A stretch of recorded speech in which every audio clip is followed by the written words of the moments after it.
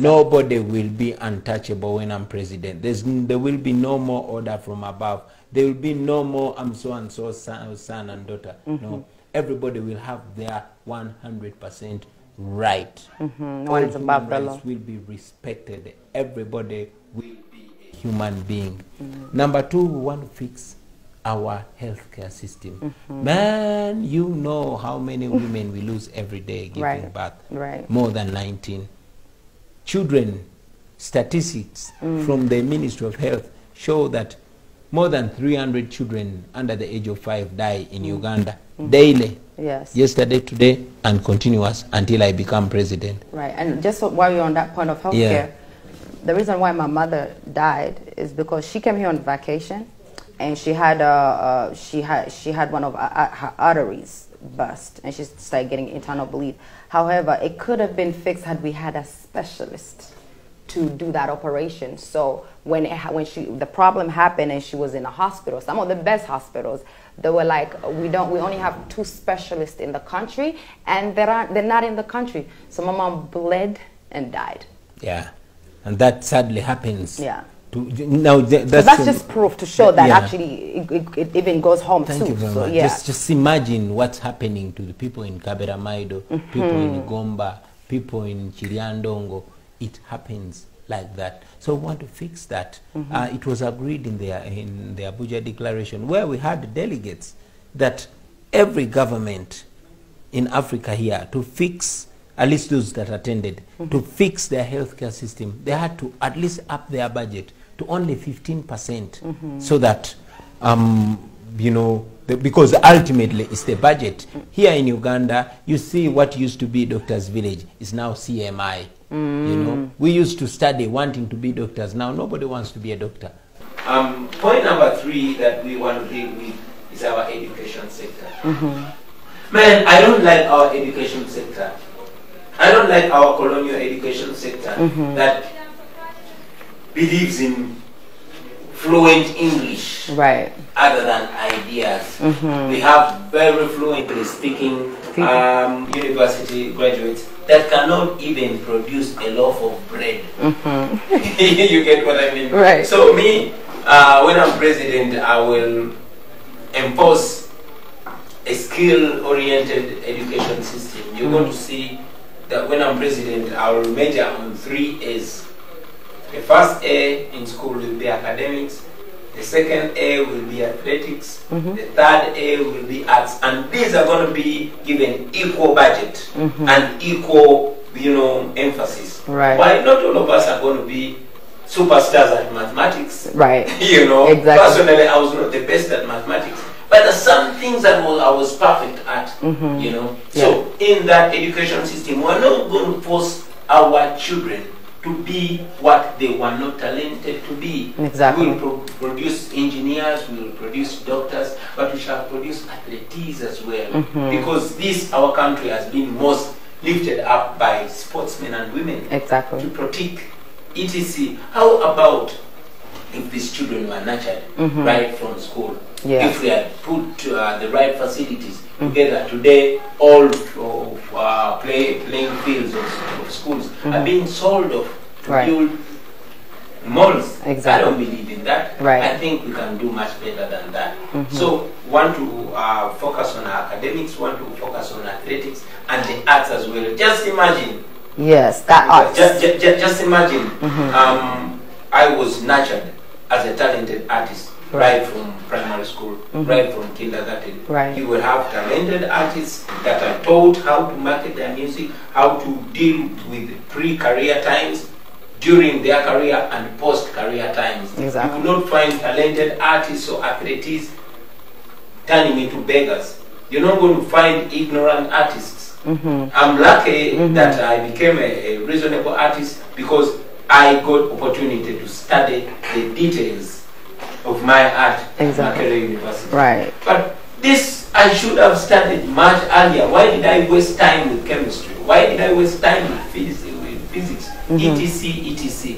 So our education system has to be balanced to produce people that are going to make sense in our country. And yes, I must say that the skills must be tested at every level. Right. By the time a child leaves P7, they must have a certain level of theory and yes, a very substantial level of practical. Yes, I mean, we left senior 6, but we were always broke. These guys are stopped in P7 and went to Gold Technical. They could build, they know how to do things. They could make bricks. They could make tables and chairs.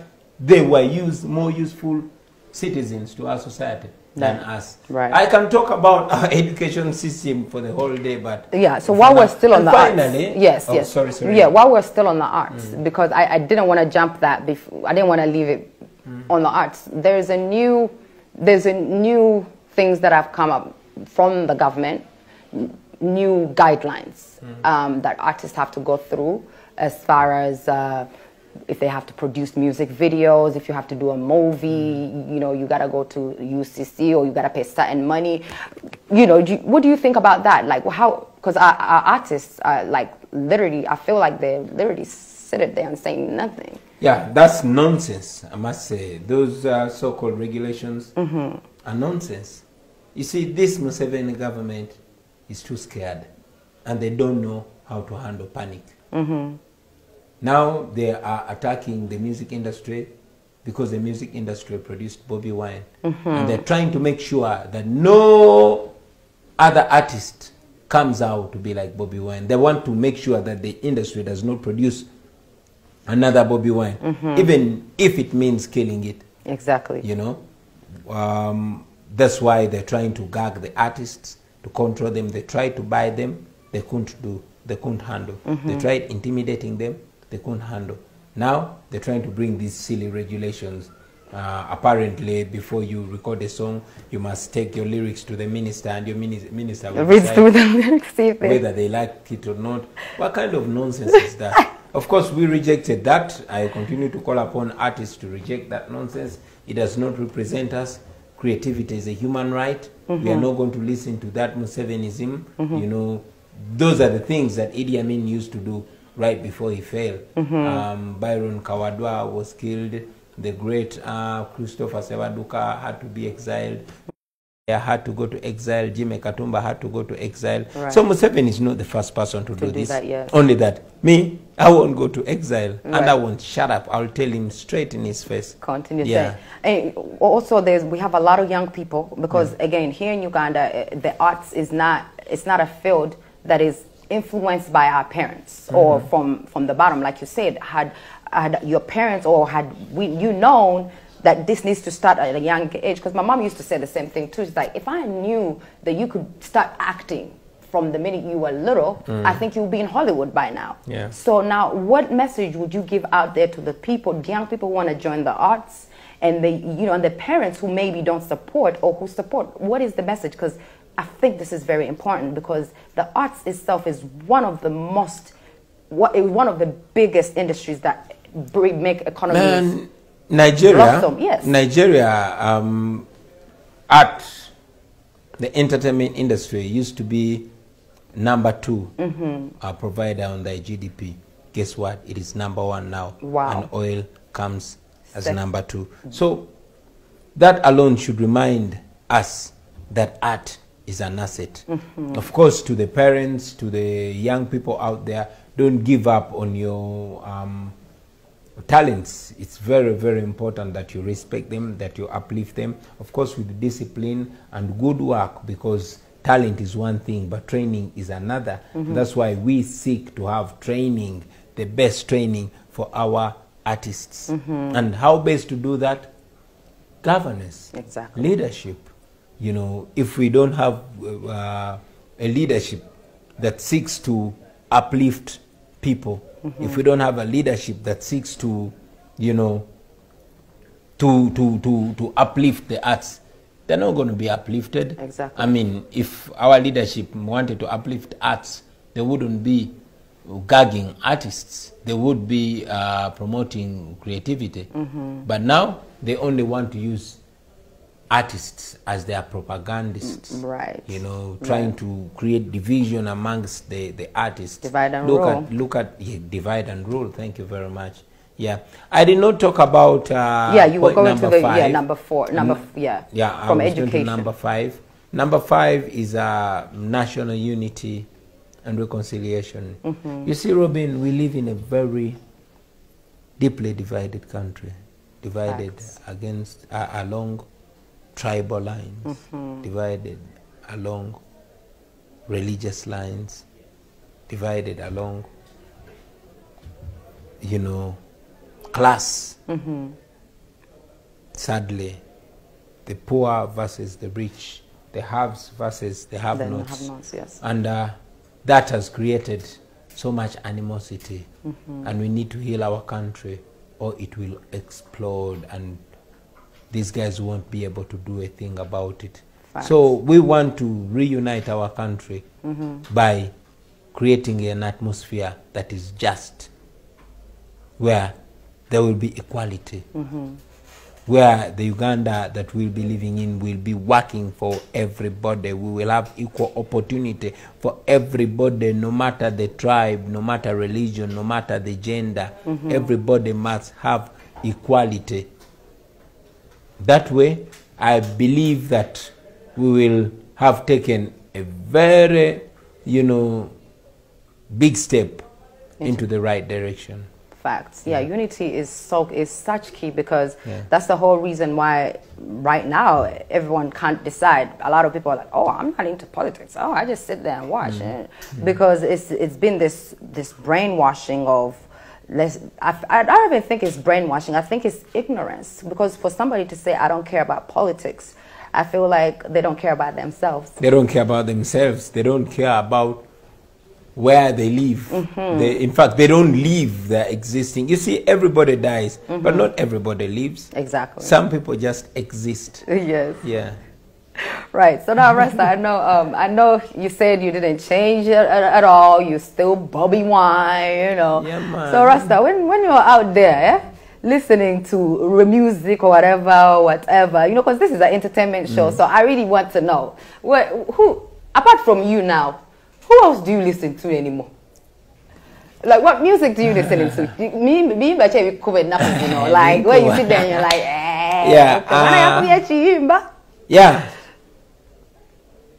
Boys and girls do music these days. Of course, I listen to the legendary artists. There's some music that never grows old. Bob Marley, Fela Kuti, etc. But I listen to new music. I listen to rappers. I listen to Jim Nola MC. I listen to Dax Vibes. I listen to Zex Inch Kumi. I listen to Nubian Lee's music. I listen to Kabako. I listen to all music that represents people. That represent, okay. I listen to it, you know. Right. And of course,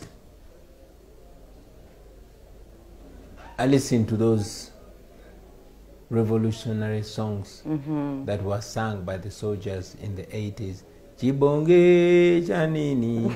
Yeah, my favorite song is, it goes like, that was a Chaka Chaka song. I remember we used to sing that. Chino chechisera chetulino kulwana mubisere byomaso tufune mirembe. So I listened to Sergeant Chifulugunyu, who was an NRA fighter and later a UPDF officer. Unfortunately, he died miserable and sad. He was pushed on a wheelbarrow to hospital and was not attended to, and he died. Like many other you know, formidable soldiers that were forgotten. So I listen to that music. It gives me the confidence and energy to push on. It inspires you. Yes. All right. Now, finally, what message would you give to all your supporters? Because for me, I feel like this is a very important time in history, and a lot of people need to know. Those supporters out there, you are not my supporters. You are supporters of the truth. And I know that if I changed my word and diverted from the truth, in less than an hour, you would not be supporting me anymore. So you're not supporting me, you're supporting what I stand for. and support anybody and everybody that stands for the same, because this is not about me, it's about all of us, especially we as a generation. We have a duty. There's this guy called Franz Fanon one time said, every generation must identify its mission and then fulfill it or betray it. We know our mission, at least as a generation, is to free our country, to make it better and worthy for our children and our children's children. So let's do, each one of us, what we can do. Let's respect everybody. Let's understand that everybody has a right. Let's understand that we have no other home. Here, Uganda is our home. This is where we are born, and when we die, this is exactly where we're going to be buried. So be positive, love your country. Don't be intimidated by these dictators, because you have seen through history that dictators come and dictators go. We've seen Mussolini, we've seen Mugabe, we've seen Gaddafi, we've seen Omar el-Bashir. Many, we've seen Idi Amin, we've seen Museveni, we've seen Slobodan Milosevic. But they all have gone. That means even this, our dictator, will go too. But when he goes, we are still going to be here as a nation. Do not mistreat anybody just because they are different from you. Let each one of us play our part to build this, our country, to build a Uganda that we can be proud of. So stay positive. As for me, I'm always motivated by the kind comments, by the motivation, by the encouragement that we get from you out there. But it's not about us. Wherever you are, you can make a difference. You don't have to be BOBIWINE. Do what you can and do all you can. What you cannot do, leave it to those that can do it. But do what you can and do all that you can. I thank you. Well, guys,